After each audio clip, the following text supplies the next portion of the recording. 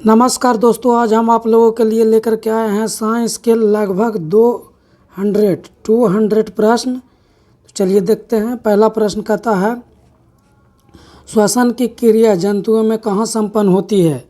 जंतुओं में श्वसन की क्रिया कहाँ संपन्न होती है? माइटोकॉन्ड्रिया में। टमाटर का लाल रंग किसके कारण होता है? तो लाइकोपीन के कारण टमाटर का लाल रंग होता है।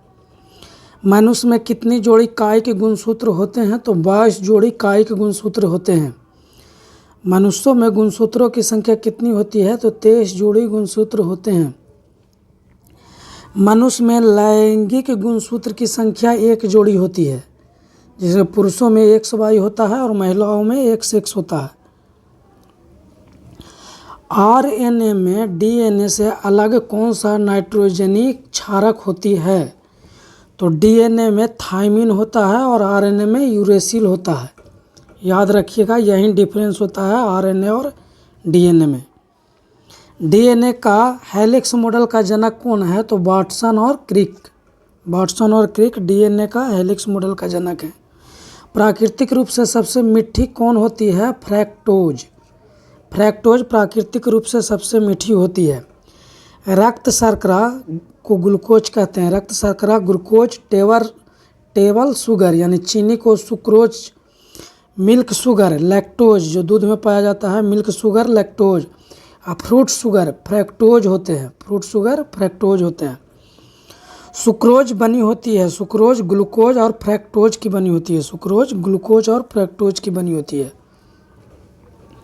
प्रोटीन की कमी से कौन सा रोग होता है? क्वाशियोरकोर। क्वाशियोरकोर प्रोटीन की कमी से होता है, जिसे मरासमस भी कहते हैं। शरीर का सबसे कठोरतम पदार्थ कौन होता है? इनेमल। शरीर का सबसे कठोरतम पदार्थ इनेमल होता है।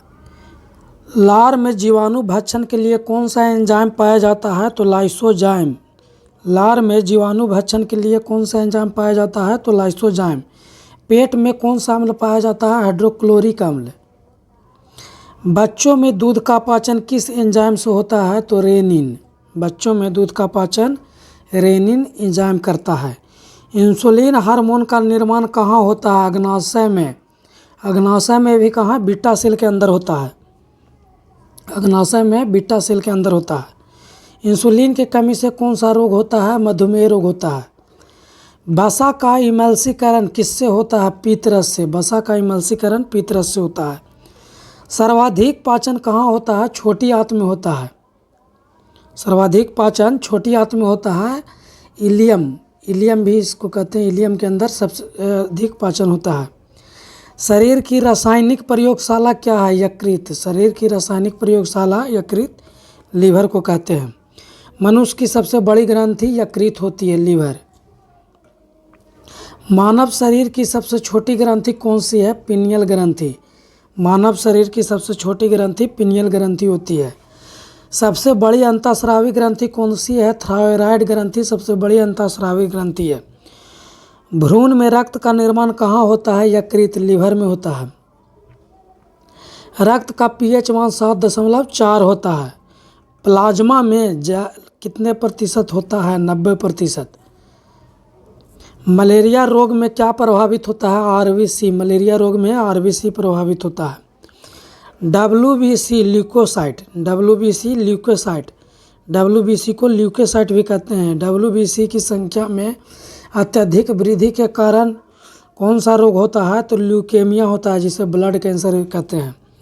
ल्यूकेमिया को दूसरे नाम में हम ब्लड कैंसर के नाम से भी जानते हैं। डेंगू रोग में क्या प्रभावित होता है? बिम्बाणु, प्लेटलेटस। डेंगू रोग में प्लेटलेटस प्रभावित होता है। अगला है, सर्वग्राही रक्त समूह AB पॉजिटिव होता है और सर्वदाता रक्त समूह O नेगेटिव होता है। जीवाणु की खोज करने वाले कौन थे? ल्यूवेनहॉक। जीवाणु की खोज करने वाले कौन होते हैं? ल्यूवेनहॉक। नाइट्रोजन स्थिरीकरण के लिए किस जीवाणु का उपयोग किया जाता है? नाइट्रोजन स्थिरीकरण के लिए किस जीवाणु का उपयोग किया जाता है? राइजोबियम का। पादप और जंतुओं के मध्य योजक कड़ी क्या होती है? युग्लिना। पादप और जंतुओं के बीच योजक कड़ी का काम करती है युग्लिना। स्पोंजिला किस फाइलम से संबंधित है? पेरिफेरा फाइलम से। स्पोंजिला किस फाइलम से संबंधित है? पेरिफेरा फाइलम से। केंचुआ किस फाइलम से संबंधित है? एनिलिडा फाइलम से। सबसे बड़ा संघ कौन है?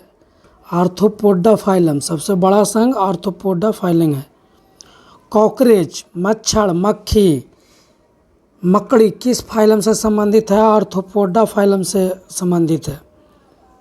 हाथी पांव रोग का कारक कौन होता है? ब्यूचेरिया ब्रैंकोफटाई परजीवी। हाथी पांव का रोग कारक कौन होता है? तो ब्यूचेरिया ब्रैंकोफटाई परजीवी। निद्रा रोग का रोगवाहक कौन होता है? सीसी मक्खी। निद्रा रोग का रोगवाहक सीसी मक्खी होता है। कालाजार का रोगवाहक बालू मक्खी होता है।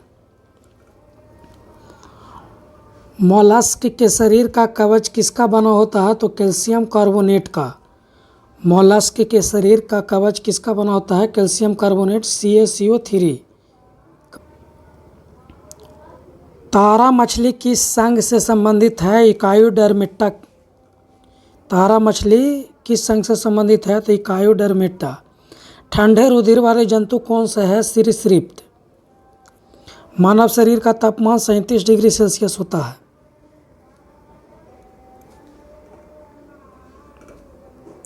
मछलियों के लार्वा को खाने वाली मछली कौन सी है? गम्बूसिया मछली। मछलियों को लार्वा खाने वाली मछली कौन सी है? गम्बूसिया। मछली के हृदय में 2 चेंबर होते हैं। पक्षी या मनुष्य के हृदय में 4 चेंबर होते हैं और सरीसृप के हृदय में 3 चेंबर होते हैं। सबसे बड़ा पक्षी शुतुरमुर्ग है, वह सबसे छोटा पक्षी ह्यूमिंग बर्ड है। द्विनाम पद्धति फादर ऑफ टैक्सोनॉमी। द्विनाम पद्धति प्रणाली किसके द्वारा प्रस्तावित की गई थी? Carolus Linnaeus. कैरोलस लिनियस की पुस्तक का नाम क्या है? सिस्टीमा नेचुरे। सिस्टीमा नेचुरे कैरोलस लिनियस की पुस्तक का नाम है। दही में कौन सा जीवाणु होता है? लैक्टोबैसिलस जीवाणु। दही में लैक्टोबैसिलस जीवाणु होता है। पादप जगत का उभयचर कौन होता है? ब्रायोफाइट। ब्रायोफाइट पादप जगत का उभयचर होता है। थैलोफाइटा का उदाहरण है शैवाल। शैवाल का अध्ययन कहलाता है फाइकोलॉजी और कवक का अध्ययन क्या कहलाता है? तो माइकोलॉजी। सबसे छोटा पुष्प कौन सा है? वुल्फिया। सबसे बड़ा पुष्प कौन सा है? रेफ्लेसिया। हाइड्रोफोबिया किस रोग को कहा जाता है? हाइड्रोफोबिया किस रोग को कहा जाता है? तो रेबीज या रेहेब्डो वायरस से होता है। रेहेब्डो वायरस से रेबीज होता है। रेबीज जो कुत्ता के काटने से होता है, यह रेहेब्डो वायरस से होता है। एलिसा टेस्ट किस रोग के प्रशिक्षण में प्रयुक्त होता है? एड्स। चिप्स की थैली में कौन सी गैस भरी जाती है? नाइट्रोजन। लिटमस पत्र का निर्माण किससे होता है? लाइकेन से। अधातु के ऑक्साइड अम्लीय होते हैं और धातु के ऑक्साइड क्षारीय होते हैं। अधातु अम्लीय, धातु के ऑक्साइड क्षारीय। जठर रस का pH मान 1.2 होता है। नींबू का रस का pH मान कितना होता है? 2.2 होता है। शुद्ध जल का pH मान 7 होता है। रक्त का pH मान कितना होता है? 7.4 होता है। मिल्क ऑफ मैग्नीशिया का pH मान कितना होता है? 10 होता है। और सोडियम हाइड्रोक्साइड के विलयन का pH मान 14 होता है। अम्लीय वर्षा में कौन कौन से अम्ल होते हैं? तो सल्फ्यूरिक अम्ल और नाइट्रिक अम्ल। अम्लीय वर्षा में सल्फ्यूरिक अम्ल और नाइट्रिक अम्ल होते हैं। सिरका में कौन सा अम्ल होता है? एसिटिक अम्ल होता है सिरका में। इमली या अंगूर में कौन सा अम्ल पाया जाता है? टार्टेरिक अम्ल पाया जाता है। चींटी या बिच्छू के डंक में कौन सा अम्ल पाया जाता है? फॉर्मिक अम्ल या इसी का दूसरा नाम है मेथनोइक अम्ल। नींबू या संतरा में कौन सा अम्ल पाया जाता है? सिट्रिक अम्ल पाया जाता है नींबू और संतरा में। टमाटर में कौन सा अम्ल पाया जाता है? ऑक्जेलिक अम्ल पाया जाता है टमाटर में। नीला थोथा का सूत्र होता है CuSO4 5H2O। नीला थोथा का सूत्र CuSO4 5H2O। सबसे अधिक आधात वर्णीय धातु है सोना और चांदी। सबसे अधिक आधात वर्णीय धातु सोना है, उसके बाद चांदी। एनोडीकरण किसके संक्षारण को रोकती है? एल्युमिनियम के संक्षारण को रोकती है एनोडीकरण। एक्वारेजिया में हाइड्रोलिक अम्ल एक्वारेजिया में हाइड्रोलिक अम्ल और नाइट्रिक अम्ल का अनुपात होता है 3:1। आयरन ऑक्साइड और एल्युमिनियम की अभिक्रिया का आयरन ऑक्साइड और एल्युमिनियम की अभिक्रिया का उपयोग रेल की पटरी को जोड़ने के लिए किया जाता है। यह अभिक्रिया क्या कहलाता है? थर्मिट अभिक्रिया। लोहे पर जंग लगने से रोकने के लिए किसका लेपन किया जाता है? जिंक का। कार्बन के सबसे बाहरी कोश में कितने इलेक्ट्रॉन होते हैं? तो 4। इसकी वैलेंसी भी 4 होती है। कार्बन की वैलेंसी 4 होती है। प्रयोगशाला में निर्मित पहला कार्बनिक यौगिक कौन है? तो यूरिया। निर्मित करने वाला वैज्ञानिक कौन है? बोहलर। और यूरिया का सूत्र है NH2CONH2। बोहलर थे जिन्होंने सर्वप्रथम पहला कार्बनिक यौगिक का निर्माण किया, जिसका नाम था यूरिया का निर्माण हुआ था सर्वप्रथम। बेंजीन का सूत्र होता है C6H6। जहरीली अल्कोहल कौन होती है? तो मेथनॉल जहरीली अल्कोहल होती है, जिसका सूत्र होता है CH3OH। बल और विस्थापन के गुणनफल को क्या कहते हैं? तो कार्य कहते हैं। कार्य करने की क्षमता क्या कहलाता है? ऊर्जा कहलाता है। 1 जूल बराबर होता है 10⁻7 अर्ग। 1 कैलोरी में कितने जूल होते हैं? तो 4.2 जूल होते हैं 1 कैलोरी में। ऊर्जा और द्रव्यमान में क्या संबंध होता है? तो E बराबर mc²। ध्वनि अनुदैर्घ्य तरंग है, प्रकाश अनुप्रस्थ तरंग है। ध्वनि अनुदैर्घ्य तरंग का उदाहरण है और प्रकाश अनुप्रस्थ तरंग का उदाहरण है। पीतल, तांबा और जस्ता का मिश्रण होता है। फ्यूज तार, सीसा और टीन का मिश्रण होता है। कांसा, तांबा और टीन का मिश्रण होता है। सोल्डर यानी टांका जिसको बोलते हैं, वह भी सीसा और टीन का मिश्रण होता है। परमाणु सिद्धांत के जनक डाल्टन है। परमाणु सिद्धांत के जनक डाल्टन है। इलेक्ट्रॉन की खोज किसने किया था? थॉमसन ने। इलेक्ट्रॉन की खोज थॉमसन ने किया था। प्रोटॉन की खोज किसने किया था? गोल्डस्टीन ने प्रोटॉन की खोज किया था। न्यूट्रॉन की खोज किसने किया था? चैडविक ने न्यूट्रॉन की खोज किया था। नाभिक की खोज किसने किया? तो रदरफोर्ड ने नाभिक की खोज किया था। हाइड्रोजन के कितने समस्थानिक होते हैं? तो हाइड्रोजन के 3 समस्थानिक होते हैं। प्रोटियम, ड्यूटेरियम और ट्रिटियम हाइड्रोजन के 3 समस्थानिक हैं। कैंसर के उपचार में किस समस्थानिक का प्रयोग किया जाता है? तो क्वार्ट 60 का प्रयोग किया जाता है कैंसर के उपचार में। घेंघा रोग के उपचार में किस समस्थानिक का उपयोग किया जाता है? आयोडीन 131 का उपयोग किया जाता है घेंघा रोग में। नाभिकीय ईंधन में किसका उपयोग किया जाता है? तो यूरेनियम 235 का उपयोग नाभिकीय ईंधन में किया जाता है। ट्यूमर का पता लगाने के लिए किस समस्थानिक का प्रयोग करते हैं? आर्सेनिक 74 या 74 का उपयोग करते हैं। आर्सेनिक 74 का उपयोग ट्यूमर का पता लगाने के लिए किए जाते हैं। सर्वाधिक वेधन क्षमता किस किरण की होती है? सर्वाधिक वेधन क्षमता गामा किरण की होती है। सर्वाधिक वेधन क्षमता गामा किरण की होती है। ठोस का सीधे गैस में परिवर्तन क्या कहलाता है? ऊर्ध्वपातन। ठोस का सीधे गैस में परिवर्तन ऊर्ध्वपातन कहलाता है। इसके एग्जाम्पल है कपूर और नेपथलीन। इसको जब आप गर्म कीजिएगा तो ये ठोस से सीधे गैस में परिवर्तित होता है। ठोस का द्रव में बदलना गलन कहलाता है। ठोस का द्रव में बदलना गलन कहलाता है। द्रव का ठोस में बदलना हिमीकरण कहलाता है। द्रव का ठोस में बदलना हिमीकरण कहलाता है। द्रव का गैस में बदलना या पानी का भाप बनना बाष्पीकरण कहलाता है। द्रव का गैस में बदलना बाष्पीकरण कहलाता है। गैस का द्रव में बदलना गैस का द्रव में बदलना संघनन कहलाता है। गैस का द्रव में बदलना संघनन कहलाता है। गैस का ठोस में बदलना निक्षेपण या डिपोजिशन कहलाता है। या एग्जाम में कभी कभी इंग्लिश वर्ड दे देता है डिपोजिशन, इसका मतलब होता है निक्षेपण। गैस को जब सीधे वह ठोस में बदलता है तो उसे निक्षेपण कहते हैं।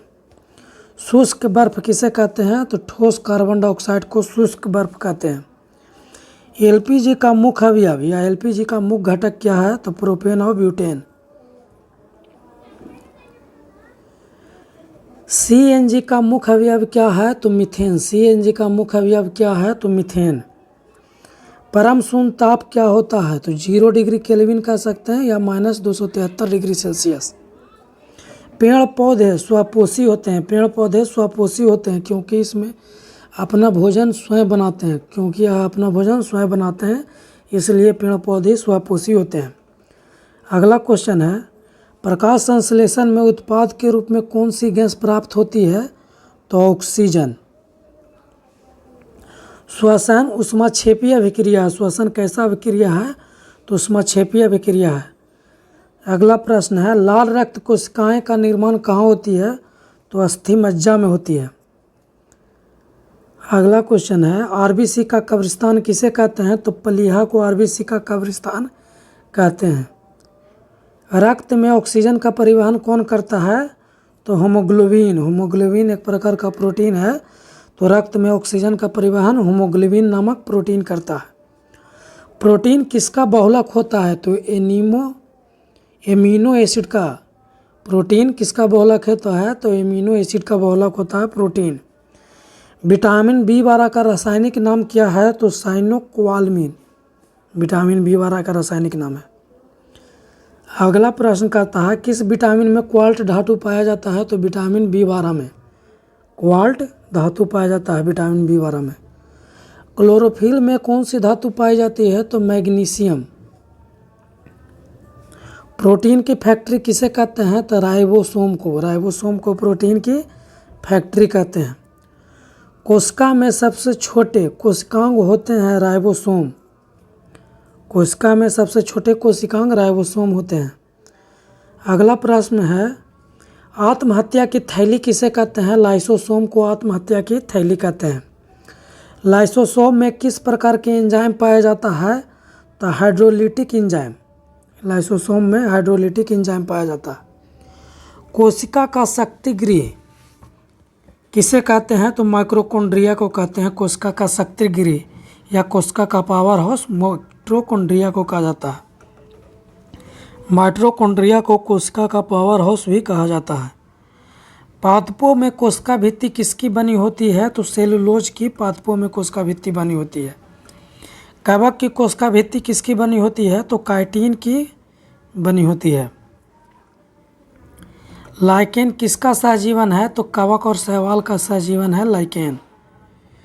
अगला प्रश्न कहता है, परमाणु बम और परमाणु भट्टी। परमाणु बम और परमाणु भट्टी नाभिकीय विखंडन के सिद्धांत पर कार्य करता है या नाभिकीय विखंडन का उदाहरण है। सूर्य तथा तारों की ऊर्जा का स्रोत नाभिकीय संलयन है। सूर्य तथा तारों में नाभिकीय संलयन होता है इसलिए उसमें लगातार ऊर्जा निकलती रहती है। कमरे के तापमान पर द्रव अवस्था में मिलने वाली धातु कौन सी है? तो पारा। कमरे के ताप पर पाई जाती है पारा। कमरे के तापमान पर द्रव अवस्था में मिलने वाली अधातु कौन सी है? तो ब्रोमीन। कमरे के ताप पर द्रव अवस्था में पाए जाने वाले अधातु ब्रोमीन। लोहे पर जंग लगने पर भार में क्या परिवर्तन होता है? लोहे का भार बढ़ जाता है जब उसमें जंग लगता है। जंग का फार्मूला क्या है? जंग का फार्मूला है Fe2O3। Fe2O3 जंग का फार्मूला है। X2O यानी कि नमी के संपर्क में आता है तो जंग लग जाएगा। लोहे पर जंग लगना रासायनिक परिवर्तन है। लोहे पर जंग लगना रासायनिक परिवर्तन है। पानी का बर्फ में परिवर्तन होना भौतिक परिवर्तन है। लकड़ी का जलना किस प्रकार का परिवर्तन है? तो रासायनिक परिवर्तन है लकड़ी का जलना। दहन रासायनिक परिवर्तन है। दहन रासायनिक परिवर्तन यानी जलना रासायनिक परिवर्तन है। के कक्षा में अधिकतम इलेक्ट्रॉन कितने हो सकते हैं? तो 2 इलेक्ट्रॉन हो सकते हैं। एल कक्षा में इलेक्ट्रॉनों की अधिकतम संख्या 8 हो सकती है। एम कक्षा में इलेक्ट्रॉनों की अधिकतम संख्या 18 हो सकती है और एन कक्षा में इलेक्ट्रॉनों की अधिकतम संख्या 32 हो सकती है। कौन सा विटामिन रक्त का थक्का बनाता है? तो विटामिन के रक्त का थक्का बनाता है। विटामिन के का रासायनिक नाम फिलोक्विनोन है। विटामिन के का रासायनिक नाम फिलोक्विनोन है। नाभिकीय भट्टी में मंदक के रूप में किसका प्रयोग किया जाता है? तो ग्रेफाइट और भारी जल का प्रयोग किया जाता है नाभिकीय भट्टी में मंदक के रूप में। नाभिकीय भट्टी में नियंत्रक छड़ के रूप में किसका प्रयोग किया जाता है? तो कैडमियम या बोरोन की छड़ का। अधिकतम प्रकाश संश्लेषण किस रंग में होता है? लाल रंग में होता है। ऑक्सीन या जिबरेलिन क्या है? पादप हार्मोन है। रक्त किस प्रकार के उत्तक है? तरल संयोजी उत्तक है रक्त का पीएच मान 7.4 होता है। पेड़ पौधे में जल एवं खनिज लवण का संवहन कौन करता है? पेड़ पौधे में जल एवं खनिज लवण का संवहन जाइलम उत्तक करता है। पेड़ पौधे में भोज पदार्थ का संवहन कौन करता है? तो फ्लोएम उत्तक करता है। पेड़ पौधे में भोज पदार्थ का संवहन फ्लोएम उत्तक करता है। पौधों में भोजन का संग्रह किस रूप में होता है? तो स्टार्च के रूप में होता है। जंतुओं में भोजन का संग्रह किस रूप में होता है? तो ग्लाइकोजन के रूप में होता है। जंतुओं में भोजन का संग्रह ग्लाइकोजन के रूप में होता है। चुनावी स्याही में किसका प्रयोग करते हैं? तो सिल्वर नाइट्रेट का प्रयोग करते हैं चुनावी स्याही में। सिल्वर नाइट्रेट का रासायनिक सूत्र है AgNO3। कृत्रिम वर्षा के रूप में किसका प्रयोग किया जाता है? तो सिल्वर आयोडाइड का प्रयोग किया जाता है कृत्रिम वर्षा में। फोटोग्राफी में किसका प्रयोग किया जाता है? तो सिल्वर ब्रोमाइड का प्रयोग किया जाता है फोटोग्राफी में। किडनी की इकाई क्या है? नेफ्रॉन। नेफ्रॉन किडनी की इकाई है। फेफड़ों की इकाई क्या होती है? तो एल्वुलाई फेफड़ों की इकाई है। पंच जगत वर्गीकरण किसने दिया? पंच जगत वर्गीकरण किसने किया? तो RH व्हिटकर ने पंच जगत वर्गीकरण दिया।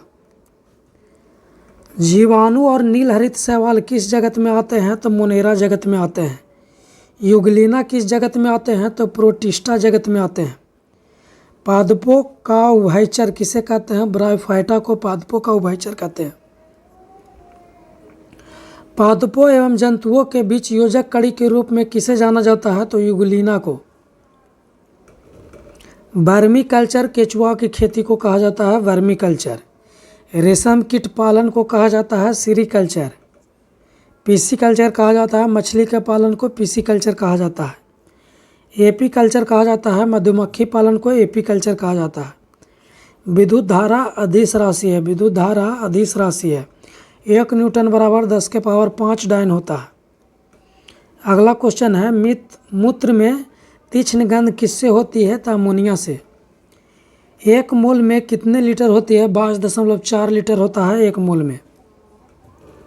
बैरोमीटर के पाठ्यांक में अचानक गिरावट का क्या अर्थ है? तो आंधी तूफान आना। बैरोमीटर के पाठ्यांक धीरे धीरे जब नीचे गिरता है तो क्या संभावना होती है? वर्षा होने की संभावना होती है। अब बैरोमीटर का पाठ्यांक जब धीरे धीरे ऊपर चढ़ता है तो मौसम साफ होता रहता है। मीथेन को मार्क्स गैस कहते हैं। अगला क्वेश्चन है मीथेन को मार्क्स गैस कहते हैं। हड्डी को हड्डी से जोड़ने के लिए किसका उपयोग करते हैं? तो लिगामेंट का।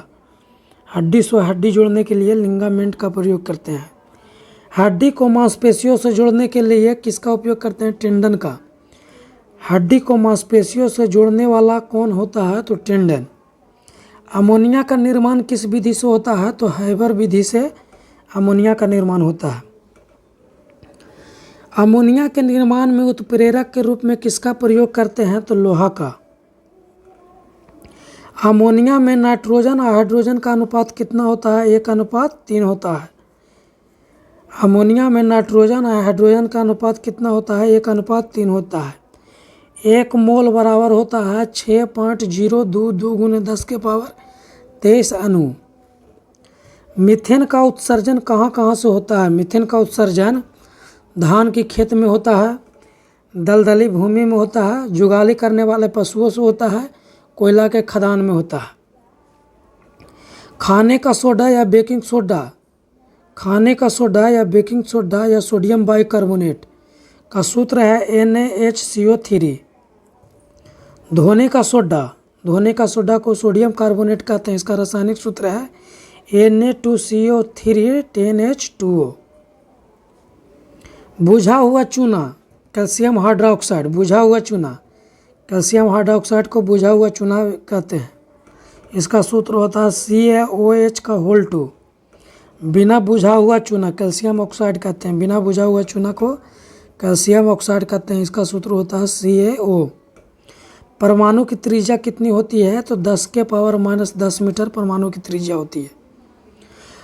आवर्त में ग्रुप 18 की परमाणुता कितनी होती है? तो 1 होती है। आवर्त में ग्रुप 18 की परमाणुता 1 होती है। अक्रिय गैस की परमाणुता 1 तथा संयोजकता 0 होती है। ग्रुप 18 में अक्रिय गैस पाया जाता है, अक्रिय गैस की भी परमाणुता 1 होती है और संयोजकता 0 होती है। टिंडल प्रभाव किस में दिखाई देता है? कोलाइड में टिंडल प्रभाव दिखाई देता है। चूने के पानी में कौन सी गैस प्रवाहित करने पर उसका रंग दूधिया हो जाता है? तो कार्बन डाइऑक्साइड। पानी में चीनी का घुलना किस प्रकार के मिश्रण है? समांगी मिश्रण है पानी में चीनी का घुलना। गर्मी और पानी में चीनी का घुलना समांगी मिश्रण है और पानी में मिट्टी का घुलना विसमांगी मिश्रण है, याद रखिएगा। गर्मी में मटके के पानी ठंडा क्यों होता है? वाष्पीकरण के कारण। तापमान बढ़ने पर गति ऊर्जा और विसरण पर क्या प्रभाव पड़ता है? तापमान बढ़ने पर गति ऊर्जा और विसरण पर क्या प्रभाव पड़ता है? तो गति ऊर्जा और विसरण दोनों बढ़ जाती है तापमान बढ़ने पर। बर्फ़ का गलनांक 0 डिग्री सेल्सियस होता है या केल्विन में 273 केल्विन होता है।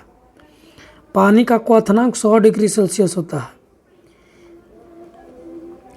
पानी का क्वथनांक 100 डिग्री सेल्सियस होता है, यह सभी को याद रहता है, लेकिन पानी का क्वथनांक केल्विन में 373 केल्विन होता है, इसको भी आपको याद रखना है। पानी का क्वथनांक 373 केल्विन होता है। गर्म पानी की तुलना में भाप से अधिक जलन क्यों होती है? क्योंकि भाप में गुप्त ऊष्मा होती है। चीनी और जल के विलयन में विलय चीनी और जल के विलयन में विलय कौन है और विलायक कौन है? तो चीनी और जल के विलयन में विलय है चीनी और विलायक है जल। कोहरा, बादल, कुहासा, धुआं किस प्रकार के कोलाइड का उदाहरण है? तो एरोसेल। एरोसेल का उदाहरण है कोहरा, बादल, कुहासा और धुआं। इमल्सन का उदाहरण है दूध। इमल्सन का उदाहरण है दूध। तत्व शब्द प्रयोग करने वाले पहले वैज्ञानिक कौन थे? तो रॉबर्ट बॉयल थे। मिल्क ऑफ मैग्नीशियम या मैग्नीशियम हाइड्रोक्साइड का सूत्र होता है MgOH का होल 2, इसे एंटा एसिड भी कहते हैं। MgOH का होल 2, इसे एंटा एसिड भी कहते हैं मिल्क ऑफ मैग्नीशिया को। थॉमसन के मॉडल के अनुसार थॉमसन के मॉडल के अनुसार परमाणु किस प्रकार के आवेश का गोला है? धनावेश। रदरफोर्ड ने स्वर्ण मॉडल में किस किरण का प्रयोग किया? अल्फा किरण का प्रयोग किया। जीवाश्म की आयु का पता लगाने के लिए किसका प्रयोग किया जाता है? कार्बन 14 का। जीवाश्म की आयु का पता लगाने के लिए कार्बन 14 का प्रयोग किया जाता है। कोशिका झिल्ली किस प्रकार की झिल्ली होती है? तो अर्धपरागम झिल्ली होती है कोशिका झिल्ली। कोशिका की खोज करने वाले कौन थे? तो रॉबर्ट हुक थे कोशिका की खोज करने वाले। जीवित कोशिका या जीवाणु की खोज करने वाले कौन थे? ल्यूवेनहॉक थे। लाइसोसोम में कौन सा एंजाइम पाया जाता है? तो हाइड्रोलिटिक एंजाइम पाया जाता है लाइसोसोम में। पौधे की लंबाई में वृद्धि करने के लिए कौन से ऊतक जिम्मेदार है? तो शीर्षस्थ विभोजूतक। पौधे की लंबाई में वृद्धि करने के लिए कौन से ऊतक जिम्मेदार है? तो शीर्षस्थ विभोजूतक। किशमिश का फूलना किसका उदाहरण है? परासरण का उदाहरण है किशमिश का फूलना। तने की परिधि में वृद्धि करने के लिए कौन सा ऊतक जिम्मेदार है? तो पार्श्व विभोजूतक। पौधे को कठोर और मजबूत बनाने के लिए कौन सा ऊतक होता है? तो स्लेन काइमा। स्क्लेनकाइमा, जिसे दृढ़ ऊतक भी कहते हैं, पौधे को कठोर और मजबूती प्रदान करता है। प्रकाश संश्लेषण की क्रिया के लिए कौन से ऊतक जिम्मेदार है? तो क्लोरोकाइमा। पौधे में वाष्पीकरण कहाँ होता है? तो स्टोमेटा में पौधे में वाष्पीकरण होता है। जंतुओं को शरीर को ढकने या बाहर रक्षा प्रदान करने वाले ऊतक क्या कहलाते हैं? तो उपकला ऊतक, एपिथेलियम ऊतक भी इसे कहते हैं, एपिथेलियम ऊतक भी कहते हैं, जो जंतुओं के शरीर को ढकने या बाहर रक्षा प्रदान करने वाले ऊतक है। मानव की सबसे लंबी कोशिका कौन है? न्यूरॉन। मानव शरीर में सबसे लंबी कोशिका न्यूरॉन है। हाइड्रोजन का परमाणु द्रव्यमान 1 होता है। हाइड्रोजन का परमाणु द्रव्यमान 1 होता है। कार्बन का परमाणु द्रव्यमान 12 होता है। नाइट्रोजन का परमाणु द्रव्यमान 14 होता है। ऑक्सीजन का परमाणु द्रव्यमान 16 होता है। सोडियम का परमाणु द्रव्यमान 23 होता है। मैग्नीशियम का परमाणु द्रव्यमान 24 होता है। सल्फर का परमाणु द्रव्यमान 32 होता है। क्लोरीन का परमाणु द्रव्यमान 35.5 होता है और कैल्शियम का परमाणु द्रव्यमान 40 होता है। कौन कौन से कोशिकांग दोहरी झिल्ली युक्त होते हैं? तो माइटोकॉन्ड्रिया, केंद्रक और हरित लवण। फ्यूज तार, अमीटर किस क्रम में जोड़े जाते हैं? श्रेणी क्रम में जोड़े जाते हैं फ्यूज तार और अमीटर। वोल्ट मीटर किस क्रम में जोड़े जाते हैं? समांतर क्रम में जोड़े जाते हैं वोल्ट मीटर। कितने डेसिबल से अधिक की ध्वनि को शोर माना जाता है? 80 डेसिबल। ध्वनि की चाल तापमान बढ़ने से बढ़ता है तथा तापमान घटने से घटता है। ध्वनि की चाल घनत्व बढ़ने से घटता है तथा घनत्व घटने से ध्वनि की चाल बढ़ती है। दाब का ध्वनि के चाल पर क्या प्रभाव पड़ता है? तो दाब का ध्वनि के चाल पर कोई प्रभाव नहीं पड़ता है। बोल्टीय सेल, लोकलांसी सेल और शुष्क सेल प्राथमिक सेल का उदाहरण है। बोल्टीय सेल, लोकलांसी सेल और शुष्क सेल प्राथमिक सेल का उदाहरण है। और सीसा संचायक सेल जो है द्वितीयक सेल का उदाहरण है। चुंबकीय बल रेखा चुंबक के अंदर दक्षिण ध्रुव से उत्तरी ध्रुव की ओर गति करती है। चुंबकीय बल रेखा चुंबक के अंदर दक्षिणी ध्रुव से उत्तरी ध्रुव की ओर गति करती है तथा चुंबकीय बल रेखा बाहर उत्तरी ध्रुव से दक्षिणी ध्रुव की ओर गति करती है। ग्रीन मफलर का संबंध ध्वनि प्रदूषण से है। तार की लंबाई बढ़ाने पर प्रतिरोध पर क्या प्रभाव पड़ता है? तो प्रतिरोध बढ़ेगा। ओम का नियम क्या है? V बराबर IR ओम का नियम है। फ्लेमिंग के बाएं हाथ के नियम है। अंगूठा जो है प्रेरित विद्युत वाहक बल की दिशा को बताता है। मध्यमा जो है विद्युत धारा की दिशा को बताता है। और तर्जनी जो चुंबकीय क्षेत्र की दिशा को बताता है। इसको VVI लगाएगा, बहुत महत्वपूर्ण क्वेश्चन है। चुंबकीय फ्लक्स का SI मात्रक वेबर है और CGS मात्रक मैक्सवेल है। 1 वेबर बराबर 10⁸ मैक्सवेल होता है और 1 गैस बराबर 10⁻⁻4 टेस्ला होता है। 1 गॉस बराबर 10⁻⁻4 टेस्ला होता है। सेविंग दर्पण और दंत चिकित्सक किस प्रकार के दर्पण का उपयोग होता है? तो अवतल दर्पण का प्रयोग होता है। सेविंग दर्पण और दंत चिकित्सक किस प्रकार के दर्पण का उपयोग करते हैं? तो अवतल दर्पण का प्रयोग करते हैं। अपवर्तन के दौरान जब प्रकाश की किरण सघन माध्यम से विरल माध्यम में प्रवेश करती है तो अभिलंब से यह दूर झुकेगी, और जब प्रकाश की किरण विरल माध्यम से सघन माध्यम में प्रवेश करती है तो अभिलंब की ओर झुकेगी। हीरा का चमकना, मरीचिका का बनना प्रकाशिक तनु किस सिद्धांत पर कार्य करता है? पूर्ण आंतरिक परावर्तन के सिद्धांत पर कार्य करता है। सर्वाधिक तरंगधर किस रंग का होता है? तो लाल रंग का सर्वाधिक तरंगधर होता है। न्यूनतम तरंगधर किस रंग का होता है? तो बैंगनी रंग का न्यूनतम तरंगधर होता है। लाल रंग का विचलन सबसे कम होता है। तथा बैंगनी रंग का विचलन सर्वाधिक होता है।